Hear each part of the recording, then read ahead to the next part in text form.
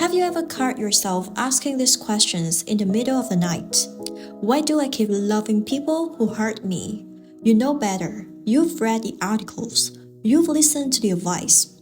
You know they're toxic, inconsistent, manipulative.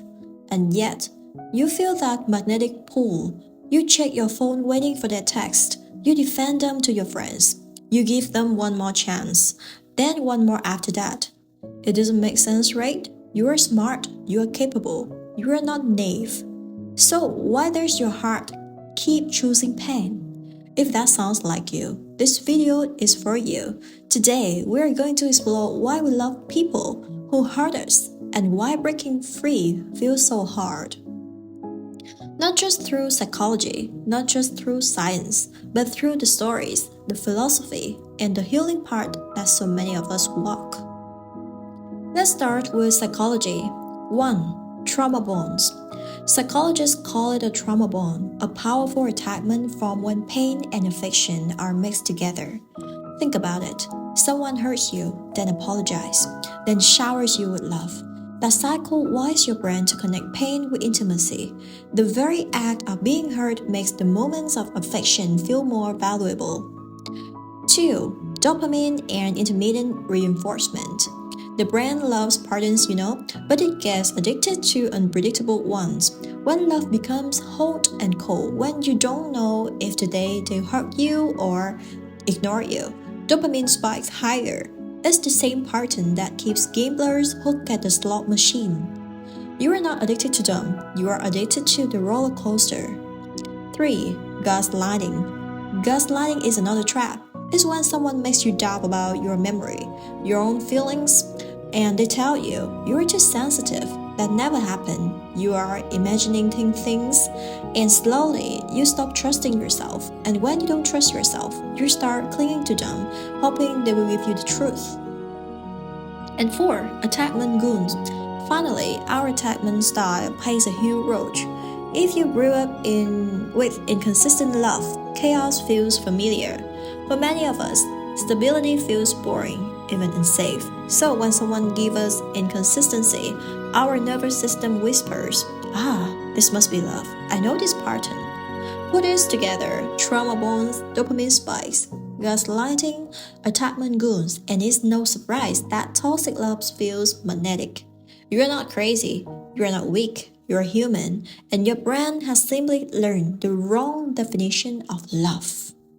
But let's go deeper, because if it were just about brain chemistry, breaking free would be easy. If we could just rewire ourselves, like flipping a switch. But love isn't just neurons. Love is memory, love is meaning, love is the story we carry. Think about Camus, who said, "In the midst of winter, I found the words within me, an invisible summer." Sometimes we walk through the coldest winters of heartbreak before we discover the warmth inside. Or young, who believe our shadow, the part of ourselves we don't want to see, often appears in who we chose to love. When we keep choosing people who hurt us, maybe it's not weakness, maybe it's our soul trying to show us what still needs healing. Let me share a story. A friend once told me, "I don't know why I keep going back. Every time he apologizes, I believe him. Every time he leaves, I break. But when he comes back, it feels like home." That's a crucial paradox. We don't stay because we love the pain. We stay because pain became familiar. Because somewhere in our past, pain was once love. And that's why healing isn't about hating them. Healing is about asking, what part of me believed I deserved this? When did I first learn that love means sacrifice? And what would love look like if it didn't have to hurt? The journey isn't linear. Some days you feel strong and free. Other days, you feel the urge to text them, to scroll through the feed, to wonder if maybe this time they have changed. But healing isn't about never thinking of them again. Healing is about noticing the thought and choosing yourself anyway.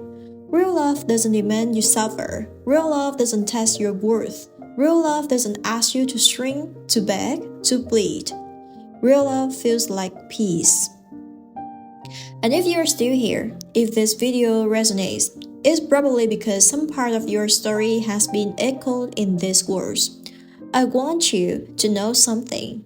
You are not alone, and you don't have to carry this lesson in silence. That's why I wrote my books, to turn goons into words and pain into meaning. Inside it, I share not only psychology and philosophy, but also the raw truth of heartbreak and the way healing actually feels. If you want to go deeper, the links are below to my books, to my healing merch. They are not just products, they are reminders that your story matters, that your love doesn't need to hurt, and that healing is possible. And remember one thing, healing isn't about forgetting the person who hurt you, it's about remembering yourself. Thank you for listening and see you in the next videos.